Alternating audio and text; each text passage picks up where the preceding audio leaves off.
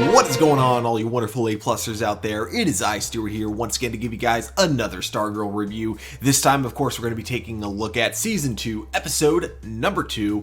Another really fun episode for the season, so let's just jump into this review and get it done. I do apologize for the image quality of some of these images that you're going to see on the right of the screen.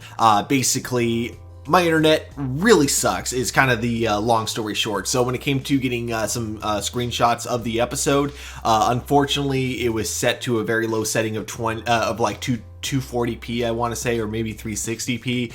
But it gets better halfway through the episode, so the image quality will eventually get better. But yeah, unfortunately for the first few images, they look absolutely awful, and I apologize for that. But, you know, we got to start out with this opening scene here because in the previous episode, we got a really cool fight between Stargirl and Green Lantern. Even though it was brief, I still thought it was very enjoyable. And but here is where we kind of see where the misunderstanding came from. And we do, of course, like we saw in the trailer, we get the reveal about Jessica being the daughter of Green Lantern, aka Alan Scott. So one thing that Pat brings up in this moment that I actually thought was incredibly interesting was the fact that he knew that some JSA members had kids, but none of the JSA members ever really talked about their kids. It's kind of like a way of keeping their secret identity somewhat of a secret, or at least keeping their personal lives somewhat, like, you know, secret, so that way it could help keep their kids safe, which I thought was actually really brilliant, and it explains a lot of why he didn't know about Rick Tyler from the previous season.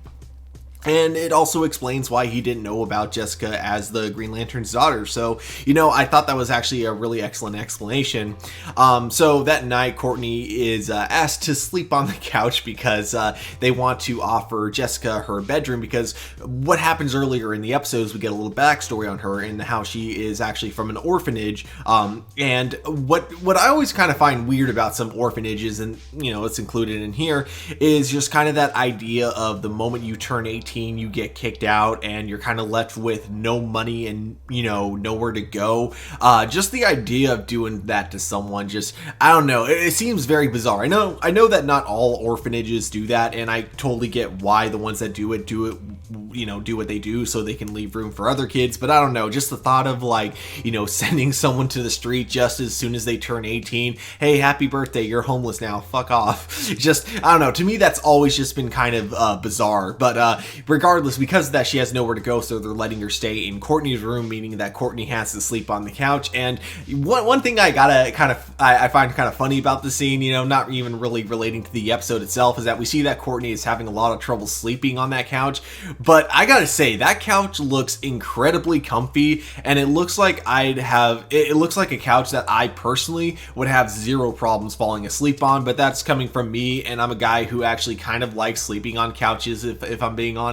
I'm just weird like that. One of these days, it's gonna bite me in the ass, I'm sure. Like when I hit 50 and my back is super hunched, it's gonna be because I've slept on so many couches at this point.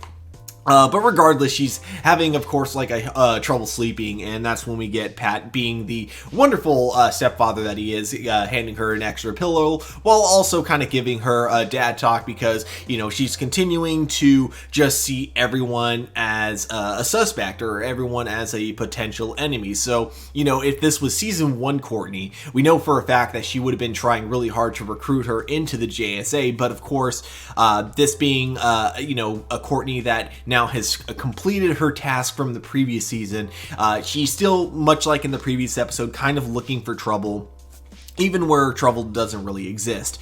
And, you know, I got worried when watching this episode, because it felt very much like they were repeating a bunch of steps from the first episode, like Courtney learned absolutely nothing. And it kind of reminded me of, for a brief moment, of one thing I was not a fan of with The Flash this season, is the fact that they really wanted to get, like, a lot of the side characters to shine a lot more, and so by doing so, they really dumbed down Barry Allen in order to make other side characters look better. And I was worried that that's what they were going to do with Stargirl in this episode. Thank God that is not the direction they go in.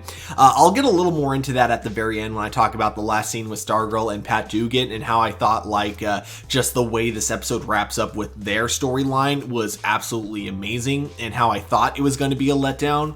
But yeah, basically he just kind of tells her that you gotta live your regular life first, kind of similar to what we got in the previous episode, which again, it felt like they were kind of repeating themselves themselves in this scene a little bit, but I do think that there was, you know, it was kind of justified though because of the reason for this conversation. The fact that this conversation is happening because, you know, she is still suspecting that Jessica might be an enemy simply because, you know, she was looking for the Green Lantern, basically. So the next scene, we get a little more with this. I did not expect. We get the mechanic that kind of forced his way into Pat's forced his way to become Pat's new friend, I guess is kind of the best way to put it. And we see him making some adjustments to Pat's armor, including adding a flamethrower, which I thought was freaking awesome. I think it's going to be really cool to see this suit in action now that it has a freaking flamethrower attached to it. And I still find it absolutely hilarious that this guy is just going along, like, is just helping Pat, even though Pat didn't even ask. But at the same time, he's also not asking any questions at all. He's just totally accepting of the fact that Pat has a giant robot in his car shop.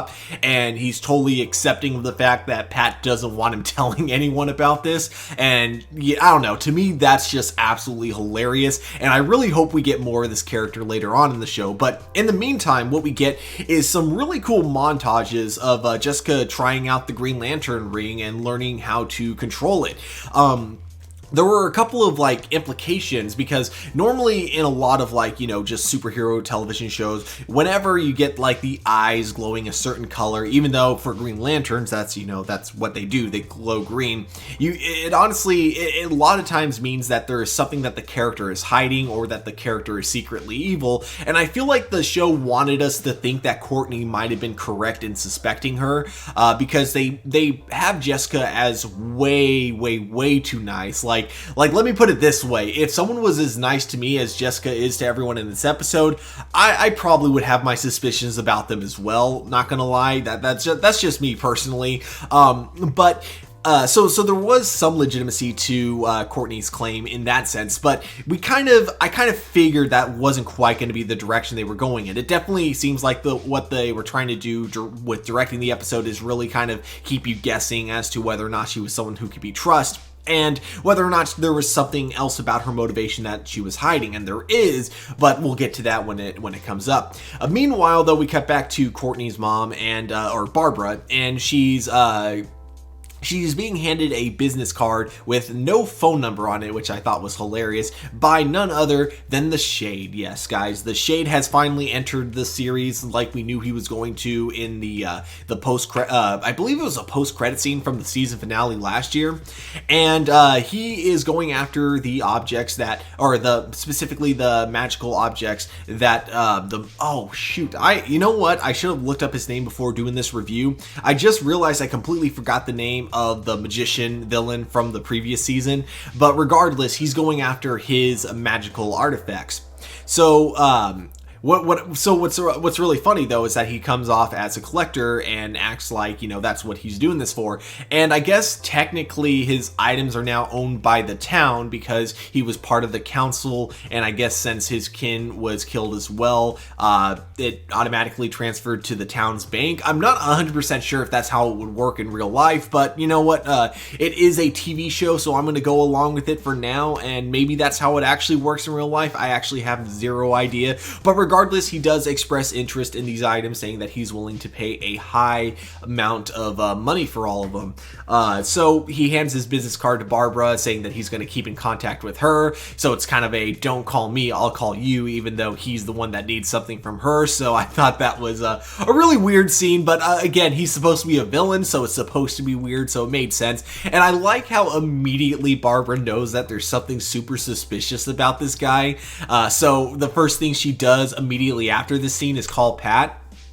Speaking of which, right before she calls Pat, though, we have Courtney finally kind of going off at Jessica about how she doesn't trust her, and Jessica, of course, makes Courtney look even worse by just saying that, okay, I'll just leave then if that's what you guys want, causing a lot of her friends to be really, understandably pissed off at her. But luckily, what I love about Pat is that even when he is completely 100% right, he never tries to show it, tries to rub it in her face, and he never tries to be an asshole about it. Even when Courtney makes mistakes, he, guides her the way a father should. And, I don't know. The dialogue between Pat and Courtney this season has been absolutely amazing. And just Pat as a character has just been such a great father figure to her. So him basically, kind of giving, again, a similar speech, but this time adding a new layer to it by talking about, maybe, one thing you should look at, or sorry, let me reword that. He brings up the fact that you should look at Jessica the same way you looked at yourself in season 1, because Jessica, again, doesn't know her dad very well from what we understand. It sounds like she lost her dad at a very young age, and so that's why she's trying to find her father's ring so she could get to know more about her legacy. At least that's what we're suspecting why she's going after it. There is a cool reveal coming up that I'll get into, but Courtney kind of sees her now, like, kind of with more perspective, realizing that she's been in her shoes before. And one line I thought was incredibly sweet too was how Courtney then brings up the fact that she wishes she could have treated Pat the same way that Jessica was treating her when Jessica got introduced in this episode. I thought it was incredibly sweet because, yeah, that was one of the things that bothered me about Courtney's character in the beginning, is that she was incredibly bratty, especially towards Pat, and it made it really hard for me to like her as a character early on in season 1. But that was one of the things that, she kind of grew past, and that's what made her character so enjoyable later on. So she does end up, of course, apologizing to Jessica, and this is where we see that Jessica has been keeping something from the team.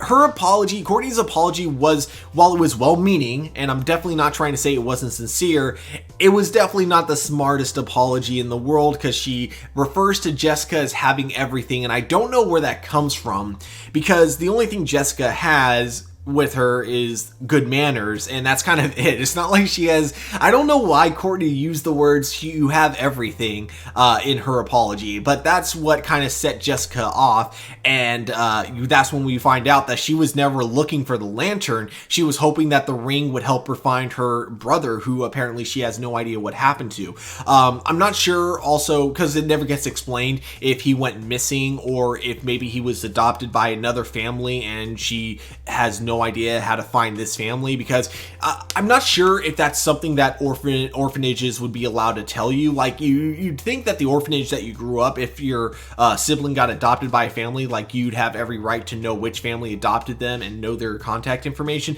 but I don't know for sure if that's actually how it works. That's just how you'd think it would work. But regardless, it may not have even been that. It might actually be that he went missing and she's trying to find him. I'm expecting we might get a really interesting reveal about who her brother could possibly be, but I guess that's something we'll have to wait and see later on down the line.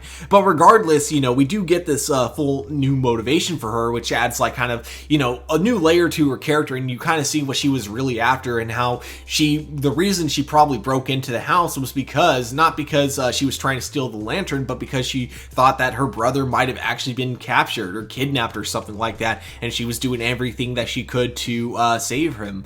But unfortunately, her emotions kind of going out of control also causes the lantern itself to go out of control. We then cut to Pat, who meets up with the Shade at a diner so he can kind of interrogate him, but tries to be very friendly about it because it's Pat Dugan and he knows how to do that kind of a thing. Although he does kind of, in order to get talking with him, he does kind of invite himself to sit down with this guy.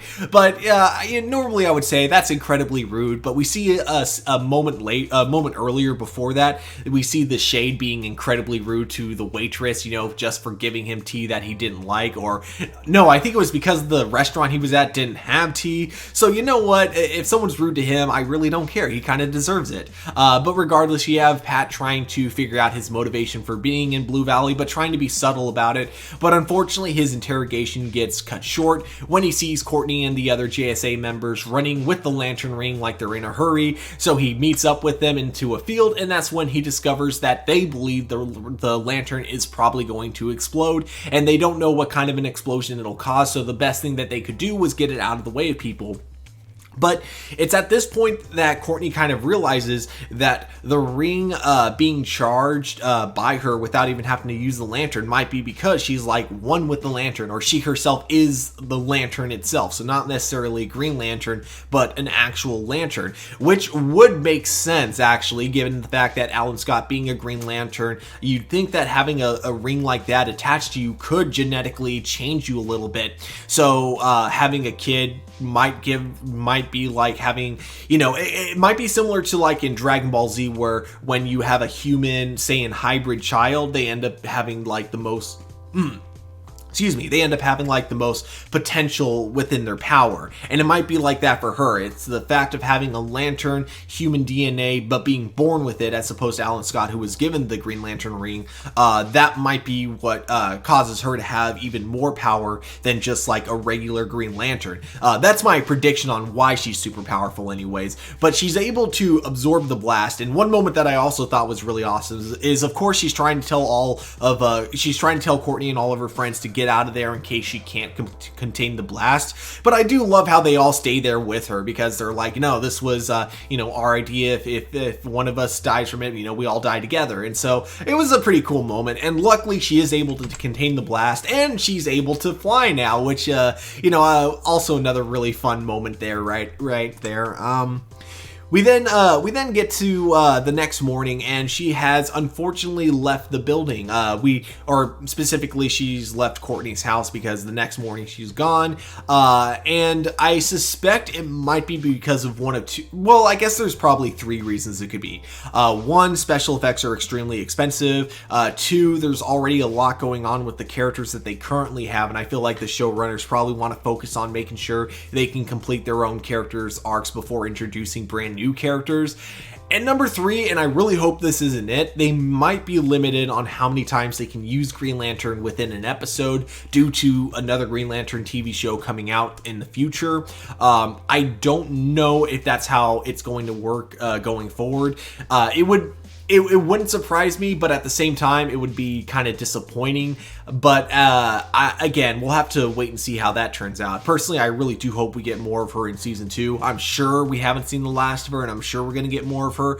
But yeah, I guess they're just going to be very careful about using her character very sparingly in this season. That's my prediction anyways. But we get a moment where Courtney does finally, apologize for kind of being very irrational and saying that, yeah, she will start putting her own life first, and then, she will be Stargirl, but only in emergencies. She won't be looking for trouble.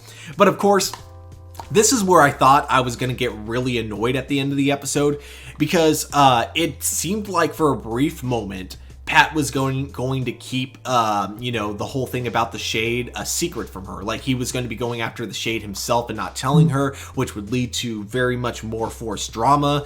Thankfully, that was not the case with this episode. No, not at all. In fact, Pat was very open with her about the fact that, right after she gives her speech on how she's okay with just being a normal kid, he then tells her, yeah, we might have a supervillain in Blue Valley. And of course, she immediately gets excited because now she gets to suit up again. But this time, she's not being irrational about it. She's doing it for a good reason. But yeah, I did love the openness and how they're continuing to be honest with each other like they hinted at in the previous episode. I love that that's still going on, and I hope they continue that for, the rest of the season. And I'm not saying that you can't have drama in these type of shows. Like, obviously, people are always going to disagree, and you're always going to want to have, like, some kind of drama to explore that more, right? But at the same time, you want that drama to make the characters stronger in the end. You don't want it to just be drama for the sake of drama, which is like a problem that a lot of CW shows, even the ones I really love, end up falling under. You look at Arrow season 4 is probably the best example, where it's like the drama between like Oliver and Felicity was literally just made so they could like milk the romance between them. So therefore, it didn't work, basically, is what I'm getting at. And I was worried that that's what they were going to be doing here, but thankfully that is not the case. The drama that comes in feels very natural, very fluid, and it doesn't feel like they're going for drama for the sake of drama, and I absolutely love it. And I love how the characters actually, continue to grow and continue to learn from their mistakes. So the fact that Pat and Courtney are actually feel like a real father-daughter team now is one of the things I really love about the series now. So, with that all being said, so now their next thing is going to be investigating why the Shade is currently in town and what his overall motivations are, besides collecting the magical artifacts. And, even with those magical artifacts, what is he going to be doing with those in the future? So it's going to be really cool to see where that all comes out. But of course, we got another side plot we got to talk about, something I brought up in the very beginning, but I didn't bring up afterwards. So, Eclipso, guys. Eclipso is still in the show, playing a big part, even though we don't get to see him physically yet. Although we do know what he's going to be looking like, and I'm really excited for when he gets his own form later on. But going back to Cindy at the very beginning of the episode, her mom, or not even real mom, but we cut to an element from season 1 that I had actually completely forgotten about originally. But something that was really dark was how they kind of implied that Sydney's father was constantly kidnapping different women and forcing them to be his wife along with Sydney's mother. And it seemed like if they weren't playing along, that they would just be executed and that was it. So, I mean, if I'm going to nitpick one thing about the scene, I did find it weird that, after all this time has passed and she assumed that both Sydney and her father were dead, that she was still sticking around at the house. Even though in this episode it looked like she was about to take off finally, it did feel kind of weird that she was still around, even though I think quite a bit of time has passed since the season finale of season 1. But regardless, we get the Shade and we see that we get Eclipso, and we see how his influence can really affect other people, very similar to how it did in episode 1 with the little girl. We see that he's able to talk to people through different means, like whether it be through other people or even through mirrors, but he's able to really get into their heads. And so he's constantly telling Cindy's fake mother that, the only way she'll be free is if she kills Sydney. And rather than trying to maybe food poison Sydney or something like that, she just straight up goes and tries to stab her, which unfortunately you knew was not going to work out in her favor because Sydney is a highly trained martial artist assassin, and I assume that this woman is not. And so of course she gets her ass kicked, and we see a side of Sydney that I did not expect, because as soon as she knocks her mom down, or her fake mom down, there's actually concern in her voice. She wants her to stop because she doesn't want to fight with her mom, which is something I did not expect. But of course, eventually Eclipso ends up taking over Sydney's body, as we finally get an explanation of what happened to the little girl in the previous episode, and it's not pretty because he ends up just tearing this woman apart as she turns into nothing but ash at the very end of it. And given the fact that we never saw a body in the previous episode with the little girl, it's safe to say that little girl shared the exact same fate as this woman here. So once Sydney gets back control of her body, she actually is incredibly upset because she did not want to kill her. So it's really even more disturbing, weirdly enough. You'd think that the fact that, so Sydney does have a heart would kind of ease the situation, but honestly to me it just makes it even more disturbing. The fact that she kidnaps people and then also grows attached to her own kidnapped victims, not caring about the feelings of the people that she, takes. So I thought, very, very dark stuff, but at the same time, definitely fits for her character for sure. And this is where we also kind of see, because clearly Eclipso was doing all this behind Sydney's back. So clearly Eclipso has his own motivations, and I guess, and so only time will tell really how it's going to end up biting Sydney in the ass. But I think it's very safe to say that Sydney is definitely going to regret awakening Eclipso by the end of the season. But yeah, I'm very excited to see what the payoff is going to be. Also, I love the makeup in this episode. It's not not as cool as what we see from the photos of Eclipso when he gets his own body, but I do still absolutely love the makeup that they use and how they don't quite cover her full face, but they cover like a good majority, leaving a few veins of the color palette on the other side of her cheek that's not fully colored in. I think it looks absolutely awesome and terrifying at the same time, but in the best way. And yeah, I do love how even though Eclipso is nothing but a gem, he still has a very terrifying presence about him. And I feel like there's a lot of fear in Sydney that she just won't admit that she has with the gem. Like the moment where she tells the gem, "I'm in control. This is my body. I control it." I feel like she's trying to delude herself just as much as she's trying to, trying to tell Eclipso not to take control of her body anymore. She's also trying to delude herself that she's in control of the situation, which I think we're going to see later on in this show. My bad, I accidentally hit stop recording in the middle of my overall thoughts on the episode. So guys, overall though, I thought this was a really good episode, of course, much like the first episode of the season. And I'm happy to say there was even one element that I was kind of wrong about. I kind of assumed that with this being a CW show now, that the series would have more more requirements, if that's probably the best way to put it, like of what they would have to have in every episode. Like I assumed that there would be kind of a thing where you'd have to have at least one suit up scene, or one scene where the characters are suited up, I should say. And I would assume like each episode has to have at least one action scene, that kind of a thing. But as we clearly see in this episode, that is not the case. There's no like quota that the show has to meet for each individual episode. It really does feel like Stargirl is basically the exact same show that it was on the DC Universe website. So it being on the CW, it really doesn't feel like anything's changed about the show. And I mean that in a good way. It really does feel like the same show that I really enjoyed back in season 1. So I really hope season 2 continues to carry that momentum all the way through. But guys, of course, overall, these are just my opinions.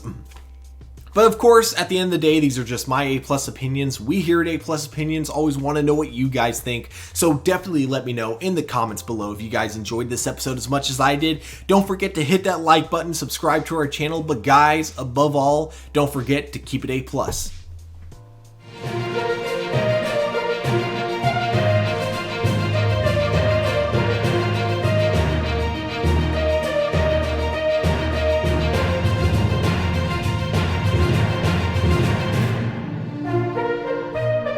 If you enjoy our content and want to be a part of helping our channel grow, become a patron supporter. We have affordable tiers to choose from that offer a variety of exclusive and early access content, from audio files for all of our shows for you to enjoy on the road, access to our Discord community, and plenty of reactions, reviews, character breakdowns, and more. Check us out at patreon.com/A+opinions. And as always, remember, like, subscribe, and hit that bell notification so anytime we drop a brand new video, you will be notified.